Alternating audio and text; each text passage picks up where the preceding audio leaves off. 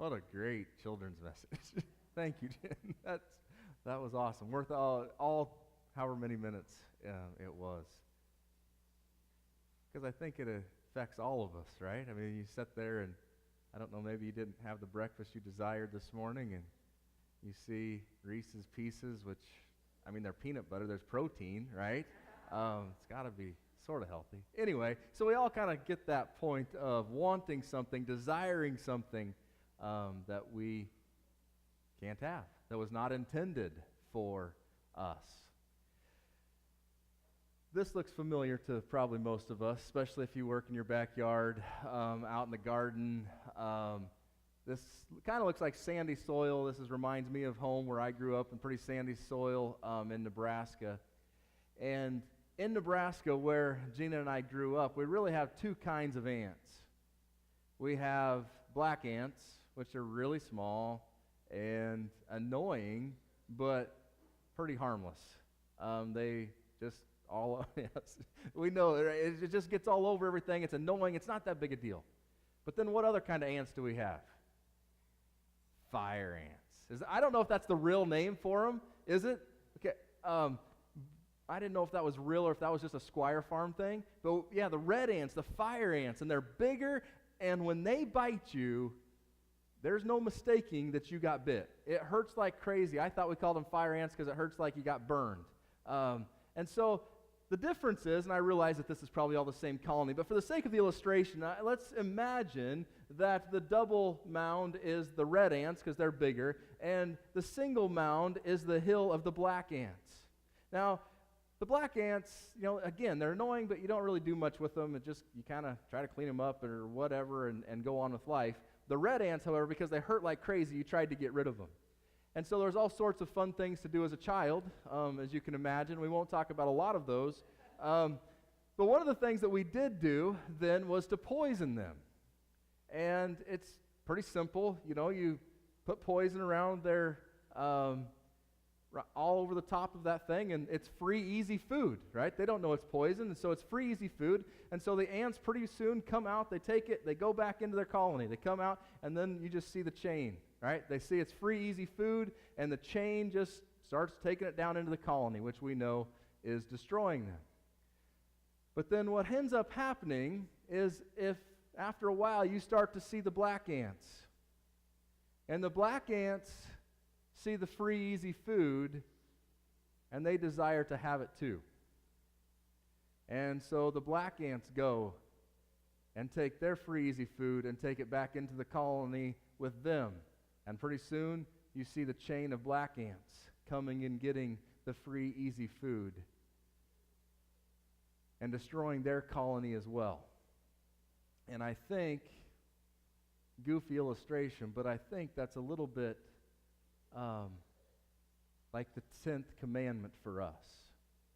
That when we desire something that is not intended for us, we end up poisoning our own hearts, poisoning our own colonies. Not intended for us, but maybe good, maybe simple, maybe right for, intensive purposes, but not intended for us. And when we go and we desire it so much that we take it, we bring it back to our hearts, and it poisons us. Now, obviously, today we are in the 10th commandment. Tim had an easy week because I looked at this, and to both Patty and to Gina, it must have auto-corrected either that or I just made a mistake. Hard to believe, I know, but and it was supposed to be 1 through 10, but 10 is the primary, 10 is the point, so that's good. But we're going to tackle, or we're going to use all 10 verses for that. But here's the thing, we are on number 10. We've made it, right? We love starting these sort of series, and we love ending these sort of series so we can get on with the next thing. And we have come a long ways. But today we're going to kind of use that same illustration that we started out our 10 Commandments with. The illustration of the heart. That in our hearts, the way God designed us, so in our lives, our being, is one throne. And that throne is intended for Almighty God. Therefore, we have the first commandment. Have no gods on the throne of your heart besides me. Okay, that's kind of Timmy's language, but you get it. And here we are at the end, the very last one. And Martin Luther says that if you tackle the first one, you obey the first commandment and the last commandment, all the rest fall into place. Now, think about it for a second. I'd say that's probably accurate, right? But there's a lot of people who kind of take him to task on that, and they say, well, really, if you just obey the first commandment, the rest kind of fall into place. And I would have to say I agree with them. And I think probably, I don't know, but I'm guessing 500 years ago, Martin Luther probably would have as well. But he goes on to talk about how important the 10th commandment is, because it bookends the top 10 list of God. Have no other gods before me. And then if you desire nothing but number one, all the others will fall into place. It all goes to what do you desire? Now, we're going to tackle this the exact same way we tackle all of them. You know, what does it really say? Why does it say it that way? And how do we obey it? Okay, so what does it really say? This one always goes really fast, right? So, thou shalt not, which literally in the Hebrew is no. No committing adultery, right? No adultery. No murder. No lying. No, okay? A lot of two words things, right? And then we get to no coveting. And then it goes on to explain it a little bit. And all it explains is things that aren't yours.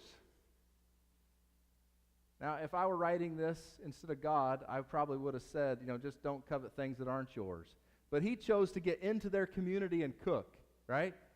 I had a preaching professor that always used to say, you got to get in people's kitchen and cook, right? Well, and this is what God did through Moses. He got into their kitchen and cooked and said, listen, here's what doesn't belong to you. And he lists off everything that his neighbor would have, what their neighbors would have had. Do not covet your neighbor's wife.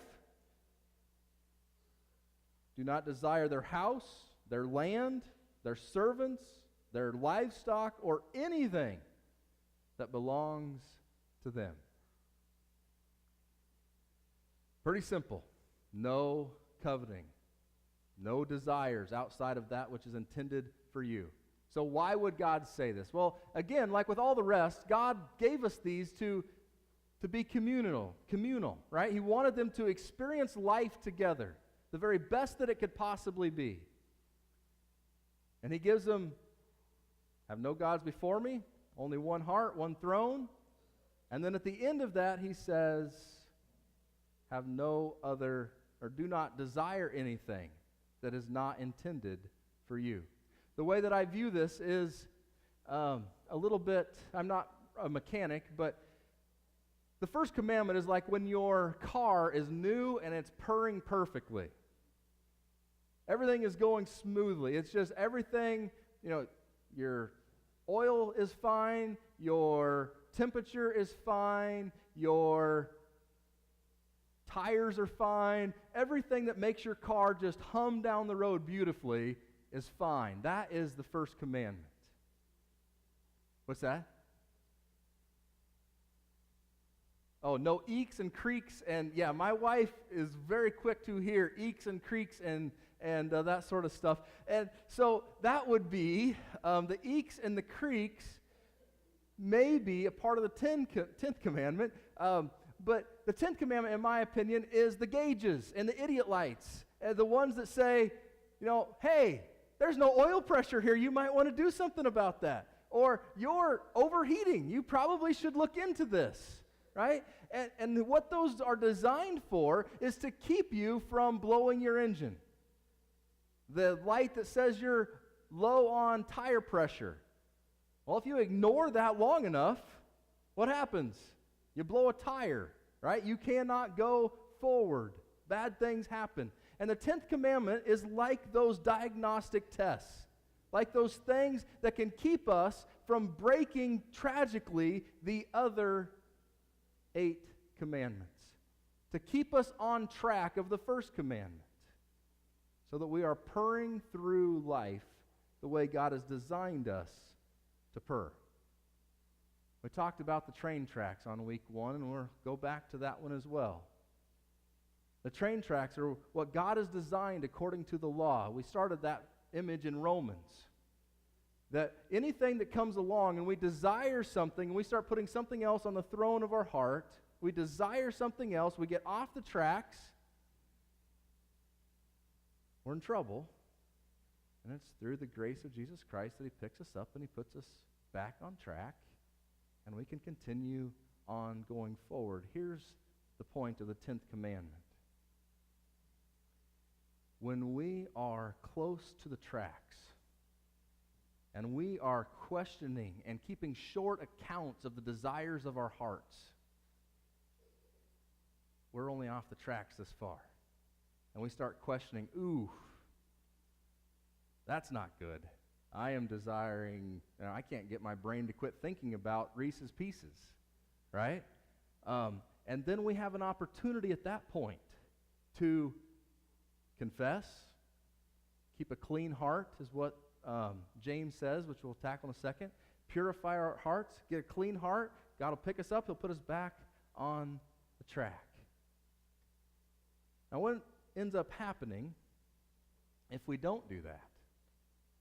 So I get off the track and I don't question. I'm not obeying the 10th commandment. So my desires are taking me down this path, and I am not questioning those desires. What ends up happening is that I walk over to where Maddie is sitting.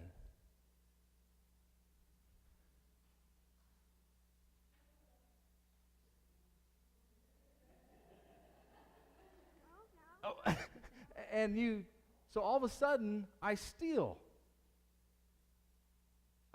She wouldn't let me take them. I didn't want to get punched in the face, so it wasn't worth it. But all of a sudden, I steal. So now I've broken a commandment, right? I see something that doesn't belong to me, but I desire it, and so all of a sudden, I break it. And then what do?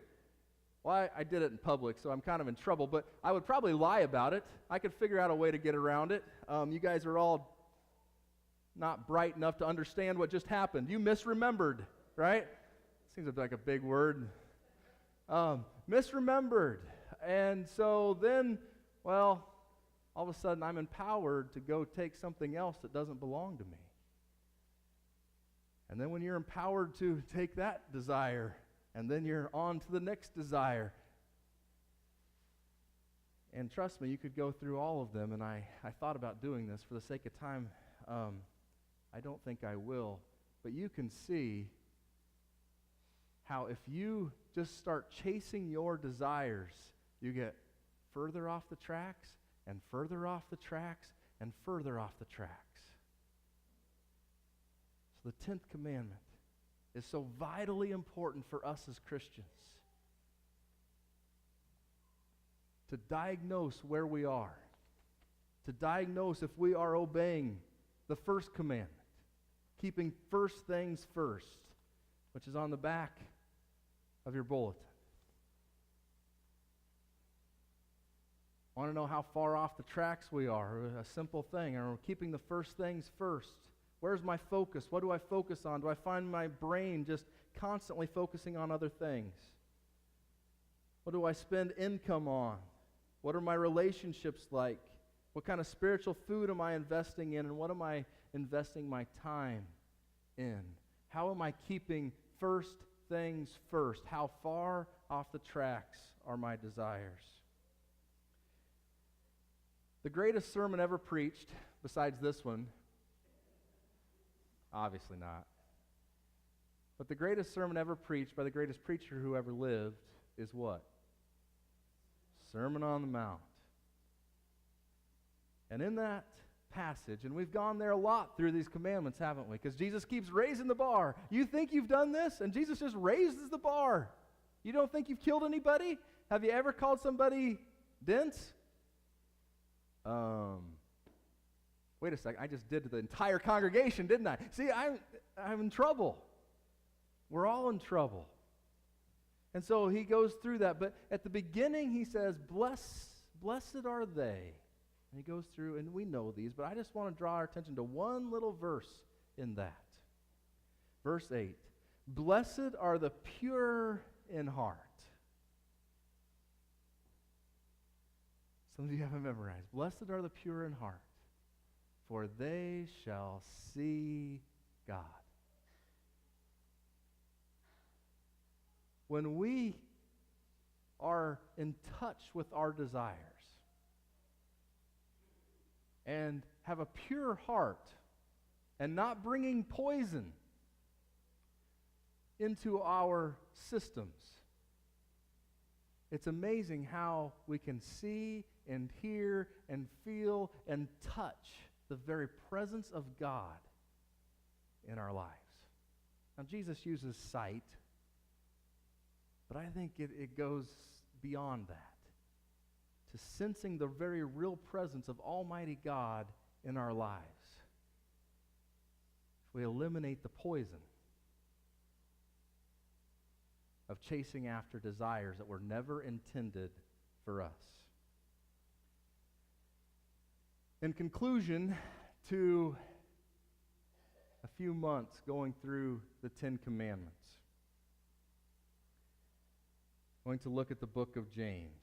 And yes, James chapter 4:10 is the highlight of it, but we're going to look at a few other verses. One of these days we will walk through the entire book of James. It's a great book written by Jesus' brother, written to a faith community, written to Christian people. And in this Christian body, I know you'll find this hard to believe, but they weren't getting along. Like people weren't nice to each other. Now, I know that, I joke about it, but that really is, there is something wrong with that, right? God's not schizophrenic. The same God who lives in me lives in you, and if we're in tune with Him, why do we fight so much? So, he's writing this to folks who are struggling with that. He says, what causes fights and quarrels among you? Don't they come from your desires that battle within you? We've got to keep short accounts. We get off the tracks, chasing after desire. Keep a short account. Get back on track. Confess with Christ. He will pick you up, set you back on track. Short accounts. Want to know why we have battles, why we bicker, why we complain, why people can't get along? Because we're chasing after our own selfish desires. Back on track. You want something and you don't get it. You kill and covet because you cannot have what you want. So in other words, you start breaking other things to get your way. You quarrel and fight, and then he says this, you have not because you ask not. He's taking this to the basic point of you want to see God, control your desires. You have not because you ask not. As soon as you ask, God will reveal to you, wait a second, that is not for you. I did not intend this poison for you.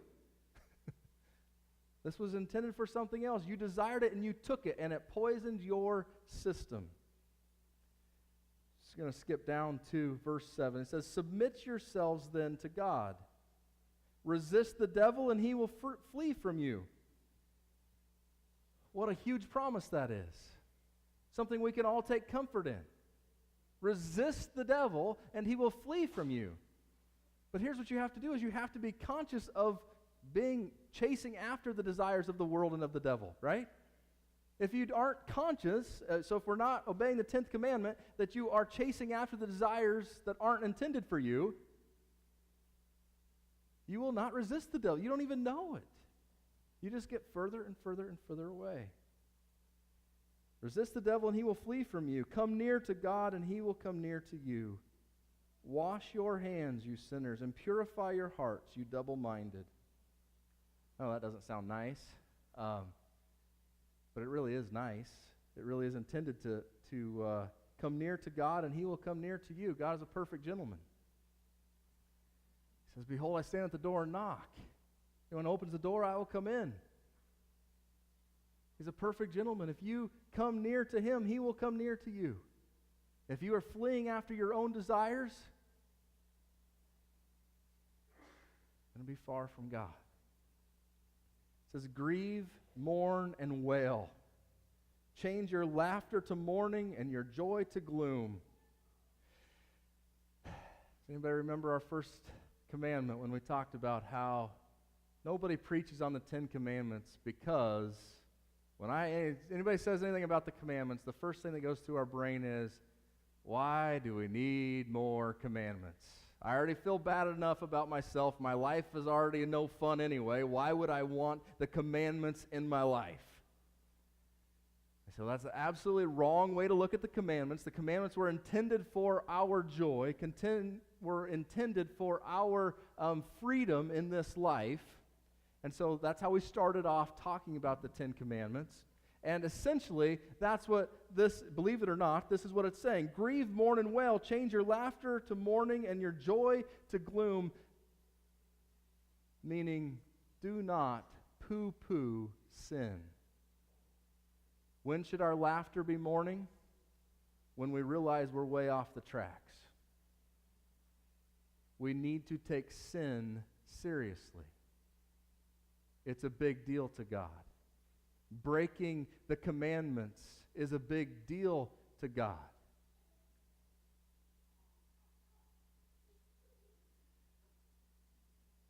Humble yourselves before the Lord, and he will lift you up. The image that James is talking about here is the image of coming to a king. And when you come into the presence of a king, the throne room of a king, the king has full authority over you. And how you approach that king means everything. It says, humble yourself before the Lord. The opposite of that would be something like this, entering into the throne room of the king and saying, hey, what's up, dude? Good to see you. Thanks for letting me come in. By the way, I killed some of your children. And I lied about it. And then I abused some others and I killed some more. And then I cheated on my wife. I know she's a child of yours. My bad. And I kind of remade you into an image that worked for me because I knew that you wouldn't be a God that would convict anyone of anything. So I knew, King, that I could count on you to forgive me of everything. That's just who you are, dude. Hey, thanks.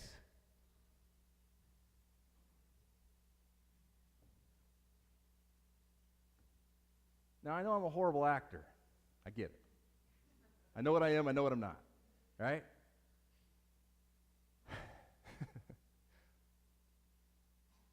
But if you put yourself in that setting for a second and put yourself in Jesus' shoes on the throne and someone came in to you like that and admitted to abusing your children, admitted to stealing, lying, cheating about it, and were very cavalier with how they went about it. No big whoop. How would you respond to that?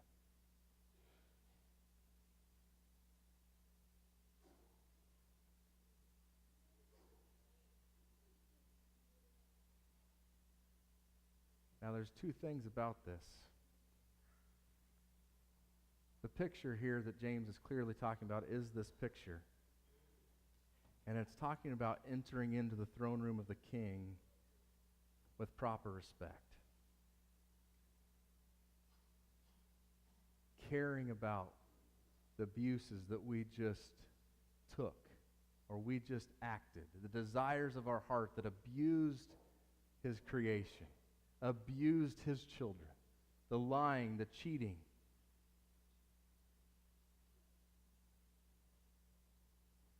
And why should our face be downcast? Because we know it's true. And the image here is that someone walks in and kneels before their king and says, "King, sorry."